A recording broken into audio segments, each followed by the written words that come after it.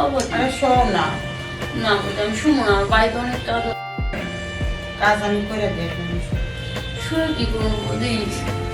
খালি তো তুমি খালি হওয়াই থো, হওয়া লাভ কি কো বৌদি?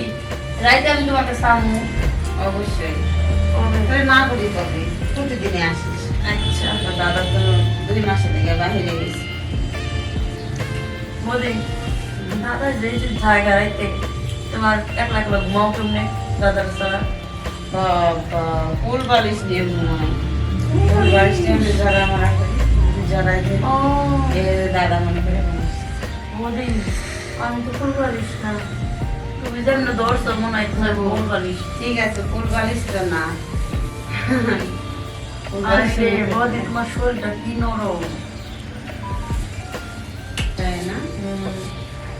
আমার পাগলা কি নয় বৌদি আমার পা পাথরের মতো শক্ত, আর আমার আমার শরীরটা নরম তুলতুলাই যে মজাই লাগে।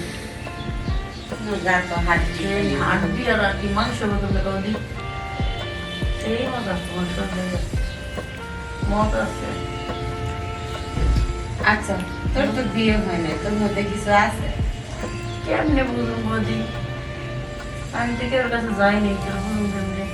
সেটাই আর কেমনে বিয়ারেতে কি করা লাগে তো হিরি নেই আর বিয়েরাতে বাসের বাড়ি বসে কত কিছু পরে আমার যে বাসের সেই মজা করছি না না আসলেই তো বৌদি তো সেই মজার মানুষ। বৌদি প্রতিদিন আসবি তো আমার কাছে।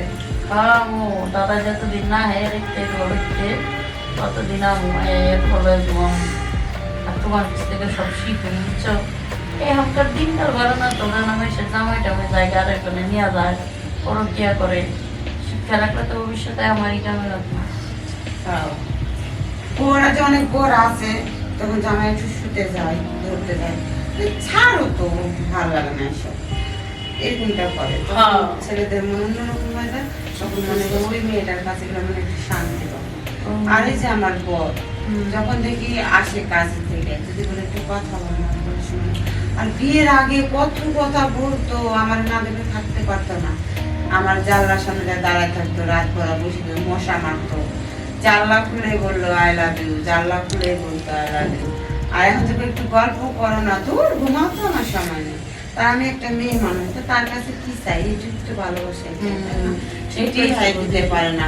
আর আমার লোকের আগারে আমি একটু জ্বর আমার মানে ঘুমানোর অভ্যাস, ঠিক আছে, একটু গায়ে পা তুলে দিই, দূর ছাড়ো তো, আর যে একটু জড়া ঝুলি, দূর ছাড়ো তো, একটু হাতটা নিয়ে একটু বুকে রাখ, মজাই আলাদা না? হ্যাঁ সেই মজা। হ্যাঁ, এই বুঝলাম। আর তোমার দরজা তো আরো মজা।